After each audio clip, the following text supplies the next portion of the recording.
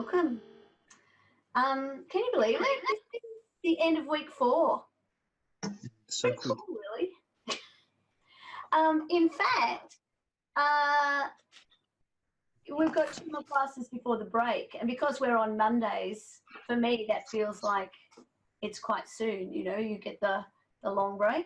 I'm actually headed to Vietnam on Tuesday week, so I will be marking papers in on the fly, which literally I'll probably be doing the first batch of them on the plane, which is one of the reasons why I've asked for you to upload them as PDFs, because the ones that I mark first will probably be marked with my handwriting on the PDFs. My handwriting is relatively clear, so yeah, you'll get the experience of what it's like being a young lawyer, having your memo scribbled all over by a partner with a red pen. I'm pretty sure that people in the class would agree with me that we'd be willing to be flexible and push the date out if that helped you. Interestingly enough, I sent around little links to the poll everywhere just for some anonymous, okay, what questions would you like to raise about the assignments, or comments would you like to, you know, what's worrying you about it and what are you looking forward to? Surprisingly, nobody seems to be looking forward to any of it, which is, really? Surely there's got to be something awesome about doing an assignment in contract law.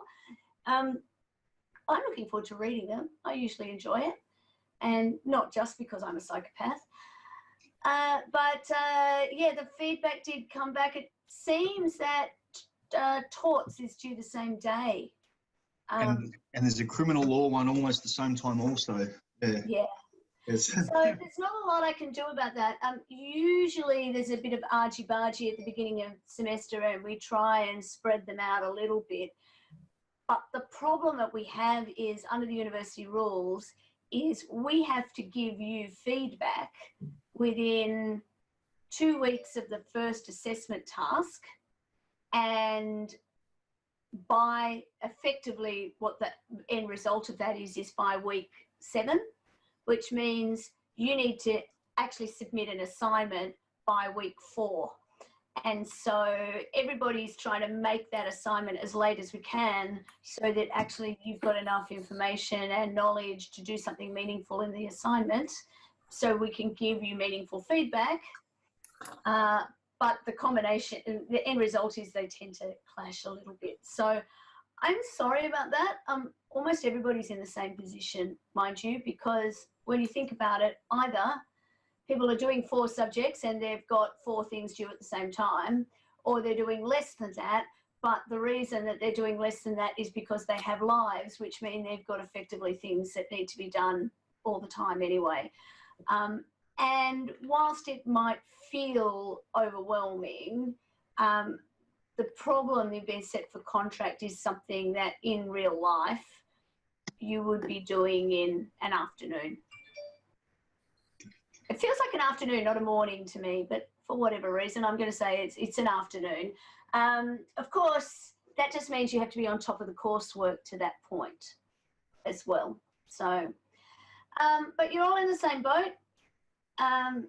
It's a very lovely boat, and I think you'll be fine. So, what would we like to do today?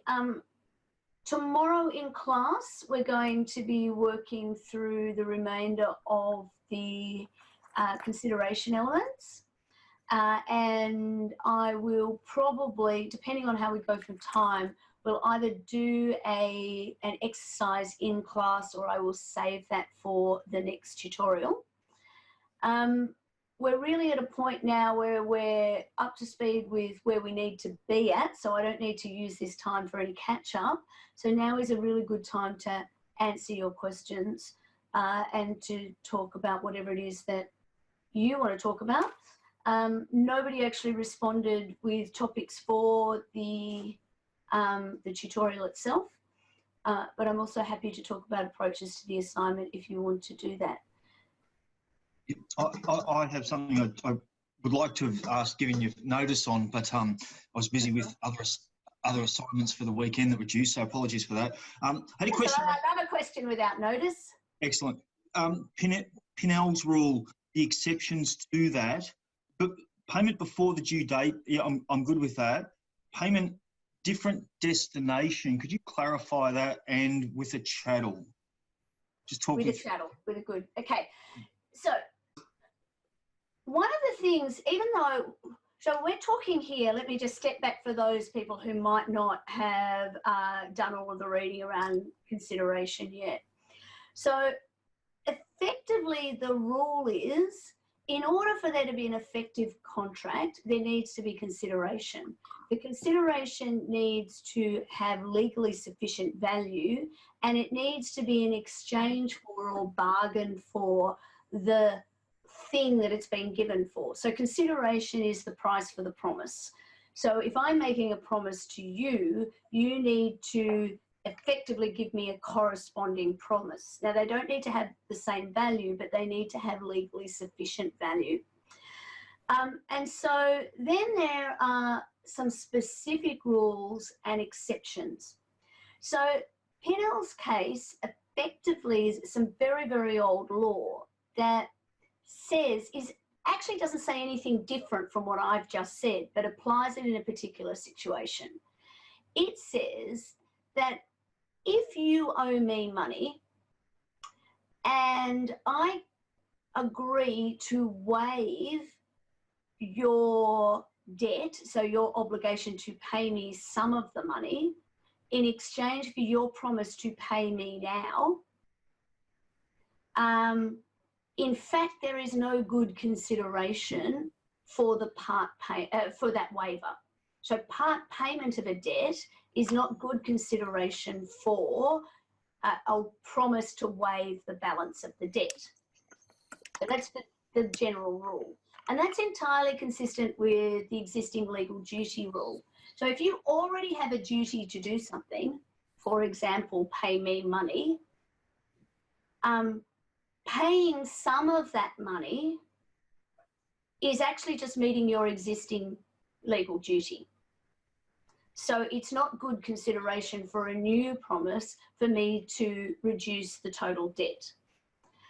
However, consideration needs to be legally sufficient. It doesn't need to be valuable.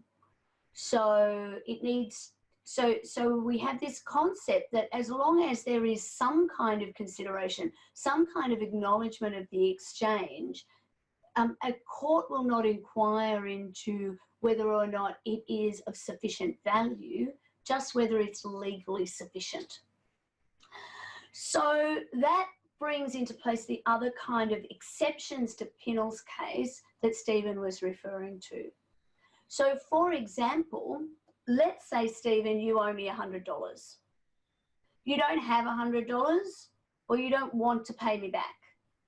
And I'm chasing you for the money, and that money is owing right now. And I could sue you, but it's only $100, right? It's going to cost me more to sue you than it is to actually find another solution. So I say to you, how about you pay me $50? I'll stop hassling you for the balance and we'll call it even. And you think, okay, yeah, Kath Nolan, she's pretty annoying. There's some good reasons for me to, you know, $50 is fine, and then I can wash my hands of it. So you pay me that $50. And then I decide to continue to hassle you for the other 50. PINNELL'S case would say, all things being even, that in fact, I've got the right to do that, that there's no consideration for my promise to reduce the debt. However, I'll go to the Chattels one first because it's easy. Just say that $100 is owing, and I say to you, okay, look, best thing to do here is how about I waive your obligation to pay 50, you pay me 50 now, and you give me a copy of your torts assignment. Don't know what I'd do with that, but okay, just say that's what I went for. You've given me something in addition that you didn't already have an obligation to give me. And so that becomes consideration for my promise to waive the balance of the debt. So if I start then to hassle you for that other $50, you can quite rightfully say, no, we had an agreement and I paid consideration for that. Now, the next one that you raised was, what if it's paid by a third party? And this one is actually a little bit more difficult to understand. And quite frankly, I think it is something you should consider whether it is actually entirely consistent or not. So the key case this comes from, I'm going to stumble over the words, but it's here. Hamachan, sorry, I'm going to have to pull it up and have a look. Let me tell you the story this way. Another old case. A young man goes to India and he has some adventures, and while he's there, he borrows some money from an Indian money lender. He doesn't pay the money back. He then goes back to England, or maybe he doesn't, I can't remember that part, I might have made that up. But the Indian money lender is basically hassling him for the money. His father, Lord Muckety Muck, I can't remember his name either, basically sends a letter enclosing a cheque and says, effectively stop hassling my son for the balance of the money. If you bank this cheque, we're going to treat this as settlement of the full amount, in full and final settlement, and that's all we're going to pay you. And the Indian moneylender went off and banked the cheque. But then said, okay, you still owe me money, continue to hassle the son. It ended up in court, and the court said, actually, it would be a fraud on the third party if you accepted money from them, promising that you would stop hassling the debtor, and then you didn't do that. Now, my personal view is if Lord Muckety Muck had lent the money and it had been an Indian borrower, we probably would have ended up with a quite different result.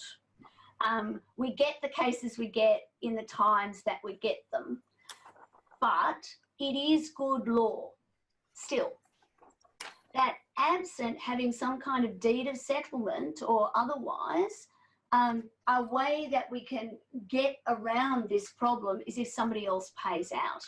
So if somebody else makes payment in exchange for a promise that the original debtor, that an amount will be waived, then that will stand up because it's a different contract. And I guess look, the logic there is, let's use the analogy, Steve, you still owe me $100. I continue to hassle you. Rita there, who's sitting right next to you on my screen, Rita sends me a check for $50 and says, I assume you must have given your tort assignment to her. Rita then says, okay, stop hassling Steve. I'm sending you this $50 in full and final settlement, and if you bank the check, we'll consider this to be the end of the matter. And then I bank the check. I'm taking Rita's money in exchange for my promise to her that I will stop hassling you. In exchange for my promise to Rita that I will stop hassling Steve. And so the court says, well, actually there's an exchange there. There is good consideration. So as between Steve and I, the matters might still be open, but because of the collateral contract, because of my agreement with Rita, Rita can stop me from hassling Steve. Does that make sense? Yes, thank you. Okay, so we'll talk about a number of these things in class tomorrow night, but they're really good questions to raise because you'll see that there's this general principle, and then we've got all of these exceptions, but the exceptions all link very closely to, particularly to this idea of an existing legal duty. That if you already have a contractual duty to do something, or if the law requires you to do something in some other way, that will not be sufficient consideration for a new promise. Rita, I spoke right over you just a second ago. With the chattel, is that the same, like paying back part payment of the debt plus something else? Is that the same or separate to when the textbook refers to paying the debt in a different form? It's different, but the principle is the same. So with the chattel, you're adding something. So a chattel will be and look, it could be the same if you actually repay in a chattel instead. So chattel here is just lawyer speak for a physical thing. Okay, so they're related. It's not like it's necessary. Yeah. So if I paid you in US dollars instead of Australian dollars, but the amounts were slightly different, it could be it's not actually a chattel in that way. If we have to change something about the payment, but it doesn't have to be very much. So that the principle I think that you need to draw out of this is that consideration needs to be legally sufficient, but it doesn't need to represent an exchange of equal value. And the key case, and we'll talk about this, I hope, in some depth tomorrow, is the key case I'd like you to look at for that is Justice Kirby's decision in the Woolworths case. Full name of the case is escaping me for this second, but it'll come to me in a minute, where he really goes through the reasons why it's not for the court to determine what the value of something is. The job of the court is to work out whether there was a bargain for exchange. The other case, and he draws on it, is the Nestle and Chappell case as well, where the question there went to whether or not Willy Wonka style golden wrappers could in fact be valuable consideration or not, or sufficient consideration or not.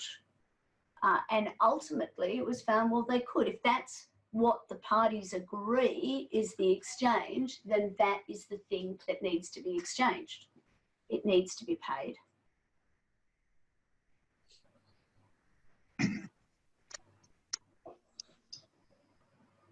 Okay. So consideration, it can feel a little bit overwhelming because there are so many cases, and I know, I sort of put that tree together that I'd like you to have a look at, looking at, okay, where do we start? We think about whether there's a deed or not. If there's a deed, we don't need to worry about it. And then we look at, is there a bargain? Is there an exchange? Is there a quid pro quo? But then we look at all of the exceptions. But the exceptions have a theme to them. And I think what's really important here is, particularly for you as JD students, is yes, you need to understand what the rule is and the examples of the different kinds of rules and exceptions, but I also want you to be thinking about why we have consideration. Why, and really whether consideration is even relevant anymore.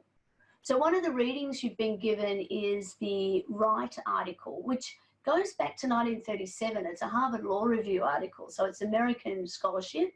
But the cases it refers to are ones that you are, on the whole, you'll be familiar with by now. And as far back again as 1937, was effectively arguing that consideration is no longer necessary in a common law context. More recently than that, a UK Law Reform Commission has come up with the same recommendation. Yet we still have consideration as a matter of common law. And so thinking about, well, why do we have that? When do we need to look at it, and what does it mean? I think is a really useful way for you to practice that synthesis and that thinking about what the law means, and having an opportunity for you to have your own questions in your mind, or probably theories in your mind, your own arguments ready, which could be very helpful, particularly in an exam context. And given that you all know I've been writing the exam in the last 2 weeks, it's probably fresher in my mind now than it will be in 12 weeks' time. So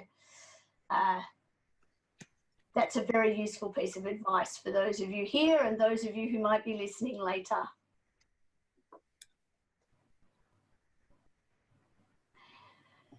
Any more questions? I have a question. I know it's about something I've emailed you about, but I'm still kind of wondering about consideration and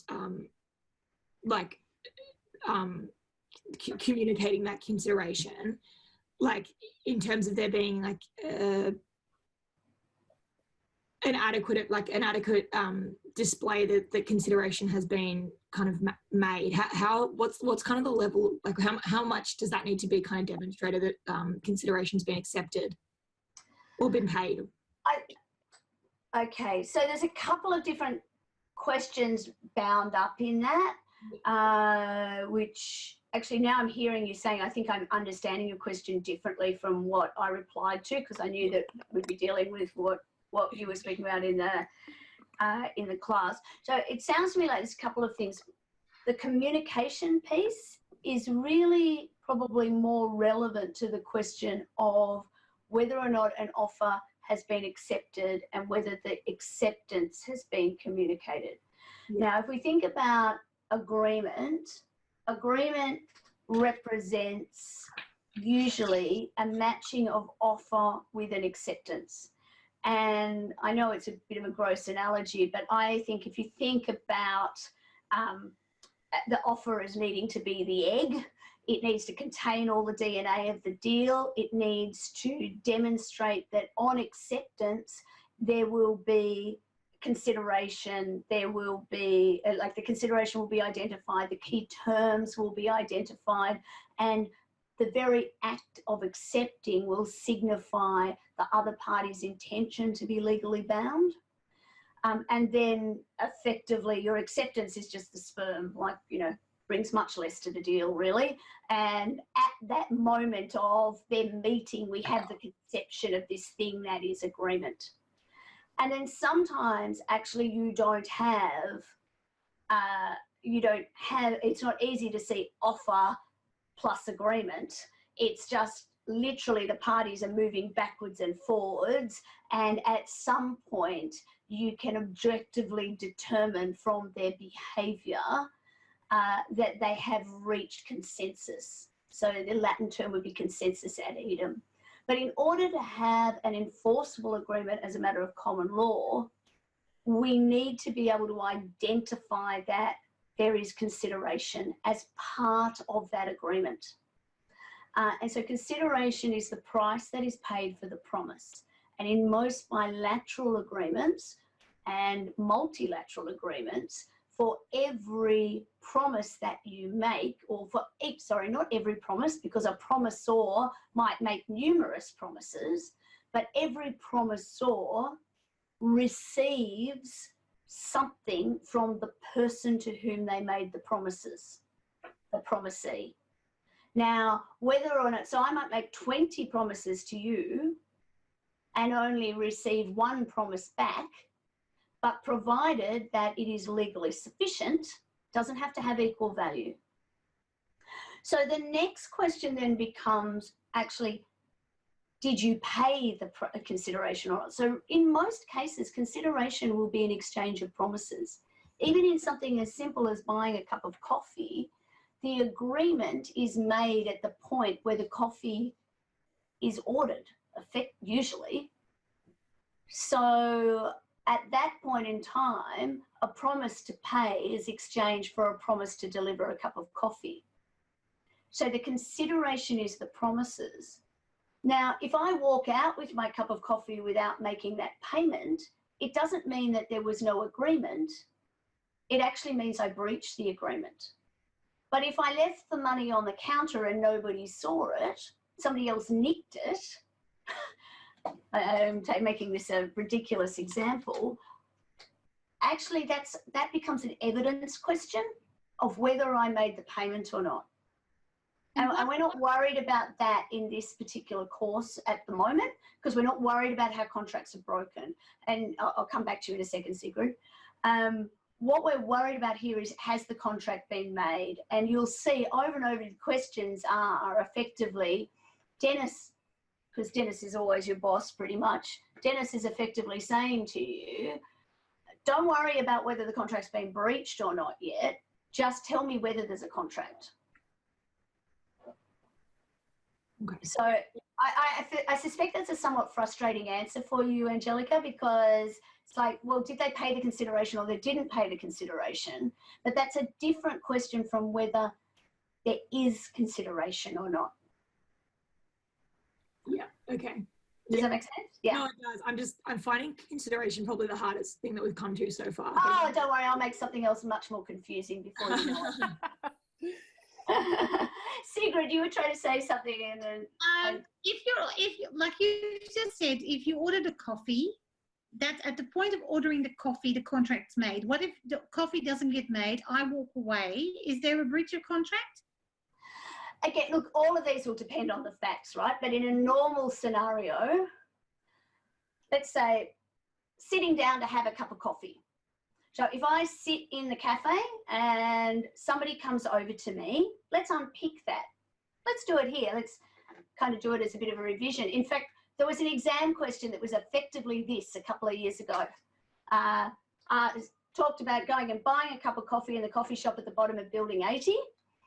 Okay, this is tell me what all of the steps of making the contract are. So let's imagine you, Sigrid, will make you a party to this contract. You've walked into a coffee shop, you've sat down at a table. Have you got any wait staff around? No, you're all too busy. I will be your waiter. I've come over, I've asked you, what would you like? Now at that stage, there's a menu. Okay, a menu with the prices and stuff on it, and maybe some specials on the board. Am I making an offer to you? No, you're invitation to treat. Exactly. The menu is part of the invitation to treat. At that point, you say, I would like a coffee and a cheese croissant, please. And I say, actually, we've got no croissants today, but the pumpkin soup is good. Okay, at that point, so I've rejected your offer for a coffee and a cheese croissant. I've said, think about this other thing. You might say, oh, that's fine, I'll just have a coffee. At that point, you are making an offer. Yeah. As an employee of the cafe. Generally speaking, technically, I'm accepting that offer. Now, actually, we know shit goes down all the time, right? I might go back and then come back and say, oh, sorry, we don't have any milk. You'll have to have a black coffee or almond milk or something equally vile sounding. And at that point, you might say, no, too bad. Now, technically, I might be breaching the contract. Yeah, I think so. It's like $4.50. Are you going to sue me? Probably not, right? We've got lots of other ways of solving this particular problem. But anyway, let's say nothing like that goes wrong. You suddenly get a phone call. I'll serve you your coffee. You're drinking away. You suddenly get a phone call. Realize that your assignment is due in 5 minutes. You need to run and submit it. You have a panic. You get up and you just leave. You haven't paid. So what was the consideration? The consideration was your promise, probably an implied promise, to pay for the coffee at the rate that was on the invitation to treat on the menu. So an agreement was made. I promised to bring you a coffee, serve it to you in a cup, give you a place to sit and eat it or drink it uninterrupted. Large part of that were implied terms, and we'll get to those later in the course. You've exchanged for my promise, your promise. Now, whether I delivered you the coffee or not, when you run out, you're breaching the contract. If I just forget about it and don't bring it and you give up and leave, I've breached the contract, but you've breached the contract too. But we're not interested in the breach at this stage. The consideration is you've promised to pay for a coffee. I've promised to deliver you one. We've swapped our promises. Okay, thanks. More questions? Yes, I have another question. Sorry. Don't be sorry. That's what we're here for. I feel like all of my questions are always so insufferable. I really... You're really not. Good. Thank you. I've really been struggling with the difference between an act performed as the agreed price of a promise and an act performed in reliance on a promise. Ah, that's an excellent question. So an act performed as the agreed price of a promise is clearly consideration. So if, again, use the coffee example. Sorry, I'm just having a middle-aged lady moment and burning up in here. I'm just going to turn my fire off. So using the coffee example, the act performed in exchange for a promise. Sigrid's act in exchange for the promise is the promise of the cup of coffee is the promise to pay, or ultimately the payment itself. My act in consideration of her promise, or in exchange for her promise, is making a cup of coffee. An act that's done in a reliance on a promise. So the case here is Beaton and McDivitt is probably the best one to have a look at. And ultimately it was found there that there was no consideration. That what had happened is, again, I get the parties the wrong way around, but you've got a guy who had a bit of land. I mean, I think they were hippies effectively. They were all into permaculture and stuff. It all fell apart over an argument to do with Tai Chi classes of all things. But one of them has basically got a piece of land. At the time, it can't be zoned into smaller plots. Or it needs, actually, there's something to do with the zoning that means this land needs to be worked. And so he says to his then friend, how about you come and live on the land there? You can have that land, you can farm it, and later on when we sort out the rezoning, I will transfer the land to you. And so whichever one it was, if I say the wrong thing, I'm still reeling from saying stupid things in class that got recorded last week. I'm thinking I might just try and be a good girl and only say what I know to be true. So he went and he worked on the land. He then also built a house on it and made a number of improvements, improving its value. Now, his argument ultimately, when it all fell apart and he was kicked off the land, and he's saying, well, no, you need to transfer this to me because I performed these acts, I did these things in reliance on the promises that you made. Because there wasn't that quid pro quo, because there wasn't an actual exchange, it wasn't, if you build a house on the land, I will transfer that. In fact, actually, there's nothing that was heading in the direction of the promisee in that situation. It's like if he built a house on the land and then he got the land, he gets the value of the house anyway. So it wasn't properly done to that extent. Now, but because sometimes when there is reliance, what will happen is the court will say, okay, there's no common law contract, but there's an equity here. So we can stop, so prevent somebody from exercising their rights because of that equity. Now, that didn't, as it turned out, wasn't the case in Beaton and McDivitt, but there's a few that we look at later on in the course. And part of this is, we've got to remember that you're early on, so we build all of these. If I got you to read every relevant case in the first couple of weeks, at one level you might understand better, but I think actually you would just hate me and your brains would explode and it would be very messy. So, but sometimes if somebody does something in reliance, then the other party will be stopped from taking advantage of that. So cases include,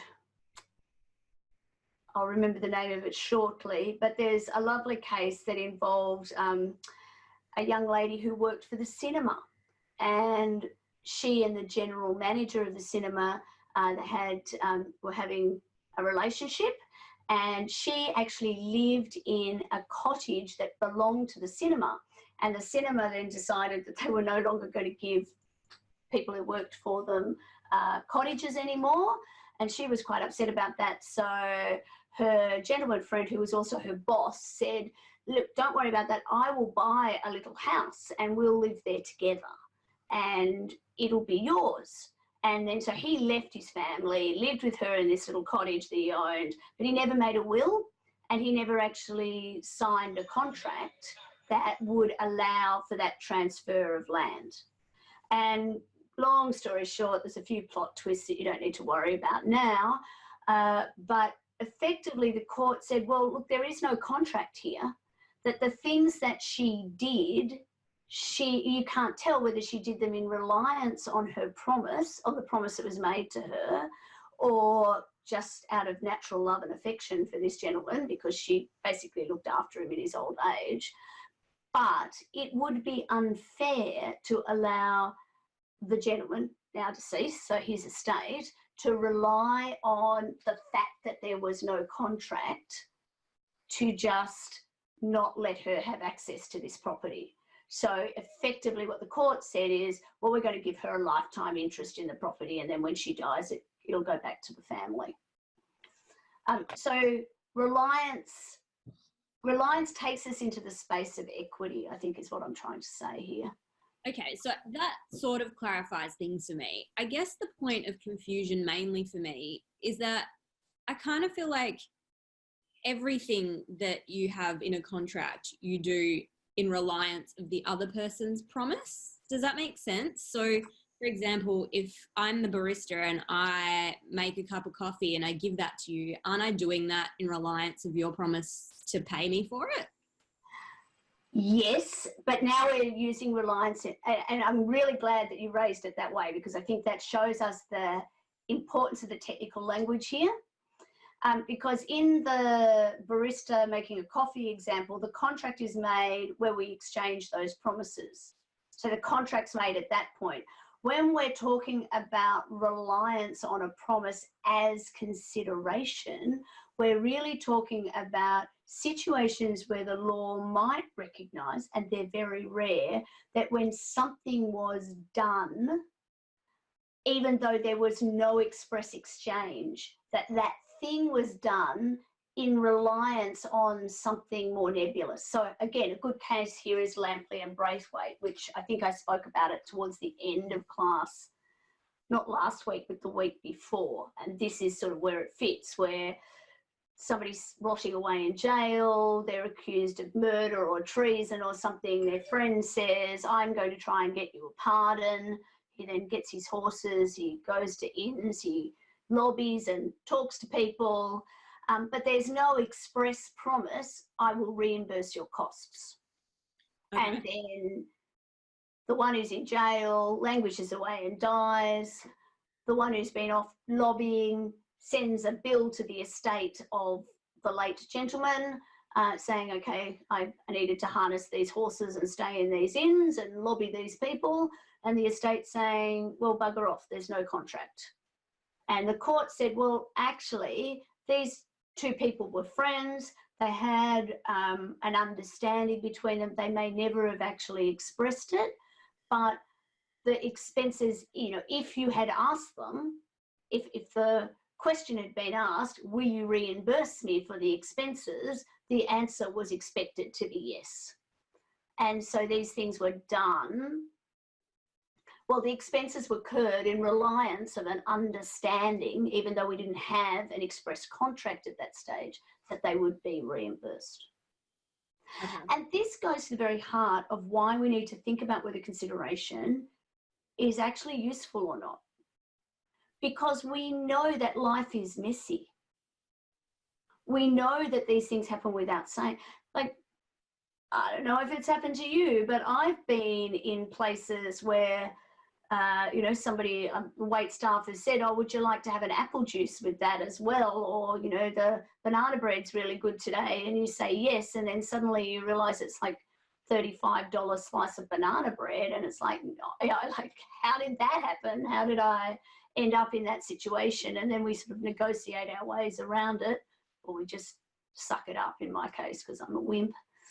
But again, in real life, there isn't always that direct clarity of offer, acceptance, offer with all of the details in it. In fact, stuff happens over time. And it's one of the real complexities, particularly with long-term commercial services contracts. If I am hiring you to develop some software for me, I don't know what kind of devices people will be needing to run software on in 5 years' time. So a 10-year service contract, already we can't predict what the future is going to look like. We can only have terms that talk about how we're going to address those new things as they come up. So at the moment, we're paring it back to these tiny little concepts. And the analogy I often use is there's this big jigsaw, and you haven't really even got a chance yet to see the box. All you can see is these individual pieces.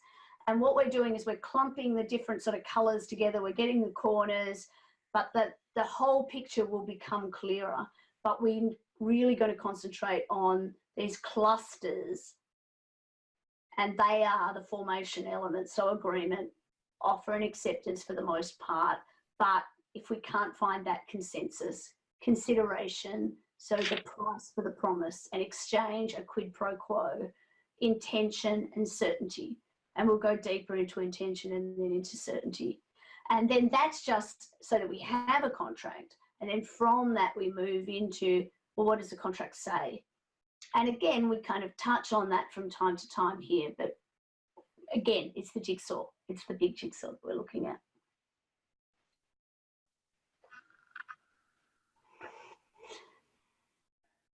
Anything more? How are you guys going with your assignment? Anybody started writing yet? A little bit, couple of nods. It's good. I think you're speaking, Angelica, and you're muted. Sorry. I was. I just want to ask a quick question. That's so silly. Just about the formatting and stuff. At the start, kind of like when you're reiterating like the facts and that sort of thing, would it be appropriate or okay to use like a timeline instead of a like written kind of thing? Like how much are we able to kind of use the visuals? As much as you like, where it adds value. I say treat words like money, spend them wisely.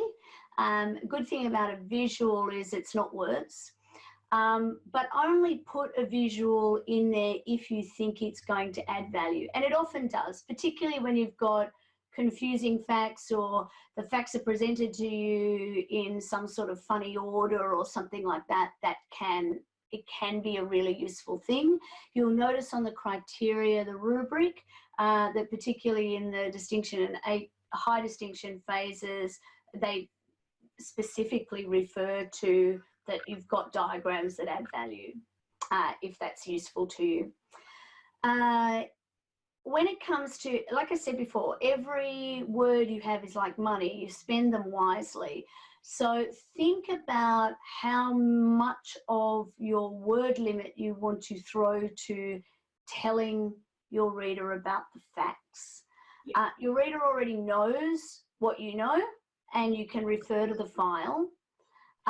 What you're trying to, if you're reiterating facts, then what you're presumably doing is explaining the facts in a way or to point out what's important.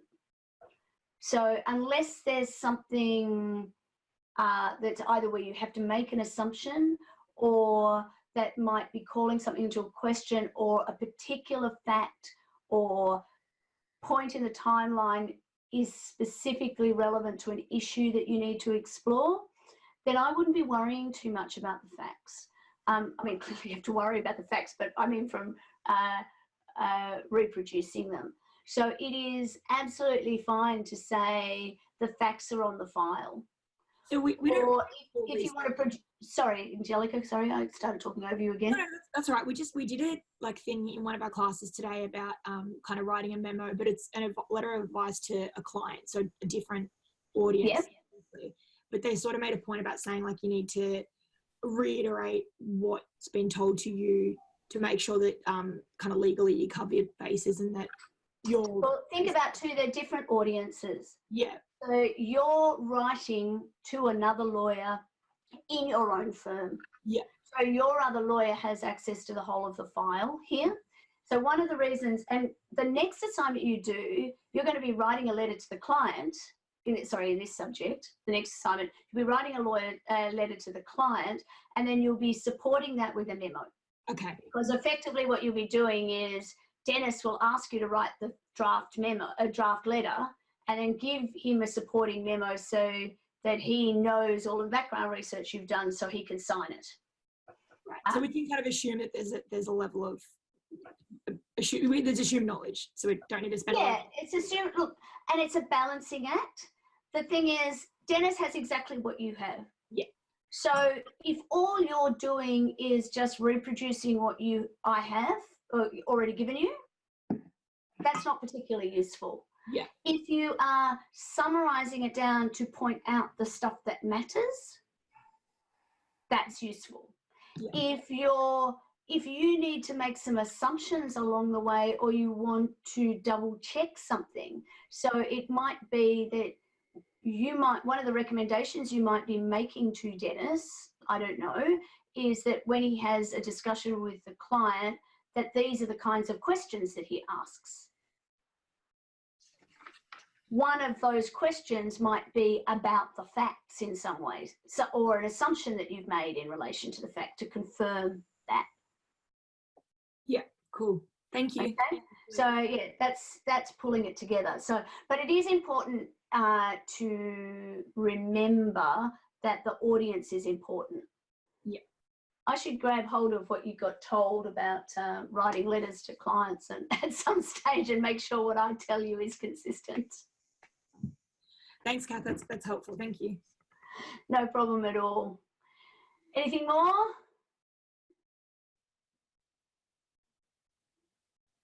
Okay, well, unless there's anything more, I think this is probably as good a point as any for us. Oh, sorry, I've got somebody asking on chat. I always forget to look at the chat. Sorry, Aisha. In the assignment, how much of the element of formations do we need to talk about? Do we need to include intention and certainty? Excellent question, but I'm going to throw that back to you. So basically, if you are talking, I don't want you to just tell me what you know. I need you to solve the problem. So if you think that the problem relates to intention or certainty or consideration or offer or acceptance, you will spend most, if not all of your words on whatever the area is where you think the key issue is. One of the things that I see sometimes is people say, okay, we've got 4 elements of formation. The key question here is whether there's a contract or not. I've got to write 2,000 words. Let's allow 200 for the introduction, 200 for the conclusion. That gives me a remaining 1,600 words for the 4 elements. So I'll spend 400 words on each of them. Sounds logical if you're in grade 5. You're not in grade 5. So in fact, if you do that, chances are you won't have enough words on the issue that really matters, and you'll have way too many on issues that are less relevant. But I'm not going to tell you whether it's offer, acceptance, consideration, intention, or certainty that is most relevant.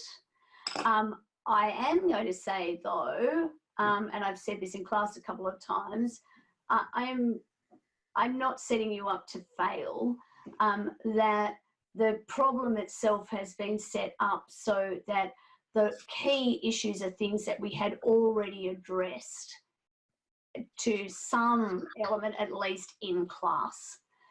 It is not unhelpful to do more research and to read topics ahead, but again, not a psychopath.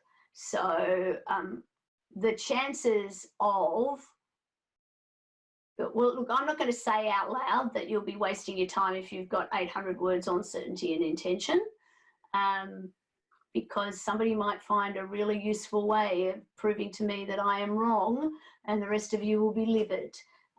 But the focus really is going to be earlier than that. So don't just be doing it to tick the boxes. Okay, Aisha, I know you don't have, I know you've only got audio in, not out. So if you can just send me a little note to confirm that you're happy with that. Yep, thanks. Sorry, I think that's, I don't think other people can see your comments there, Aisha, but that's all right. I think I repeated them well enough. Somebody was about to say something. Me, sorry. Do we have to spend time eliminating things as potential problems? So say the issue is intention. Do we have to eliminate why agreement and consideration and certainty aren't the issue? Does that make sense? How can I say this in a way that's not doing it for you? Let's say that you think that the key issue is bananas. Yeah. But your boss is looking at the whole of the fruit bowl. So you might very quickly eliminate apples, oranges, and pears, particularly if somebody who is less experienced or had, well, Dennis is clearly not less experienced than you. You do have to think about your language, by the way, to make sure that you're not being rude to him. Don't be patronising. But if you think, okay, he's a lawyer, he's going to look at the whole of the fruit bowl. So maybe I'll just point out very quickly that for these reasons, bananas are the crux of the issue, and that very quickly, apples, oranges, pears, less relevant. Okay, cool. Thank you. Yeah, cool. So, and Aisha, your comment is completely correct there. Your job is to solve the problem and to focus on the elements that are most relevant to the solving of the problem. Now, the best papers will anticipate what somebody might have been thinking. Like as a lawyer, might be thinking, okay, this could be an intention issue. Just push that out really quickly. Or you might do it by, if you're addressing the other elements, if any of the elements fail, you have no contract.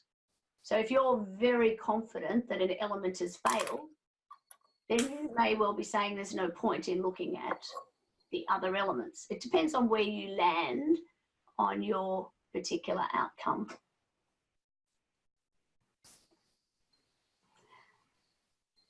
It's all right. It will be fine. All right, I'm going to finish this up there so I can go and have some. Today we're having cauliflower soup. It's a lot healthier than nachos that I had last week. Hopefully you've got something a little bit more exciting at your place, but I think, you know, maybe some parathas going with it. See how we go, cheese on toast. I will be seeing all of you in class tomorrow night. We are in a completely different room, completely different building this time. A little bit more notice. I will try and get over to building 56 and put up a poster or something just in case. But otherwise I'll see you in building 80. I've already forgotten where it is. But at least there's a coffee shop downstairs. Hey, that's good. And it's closer to public transport, so hopefully everybody will be very excited and happy about that. Okay, as always, if you've got other questions, feel free to share them. Thanks.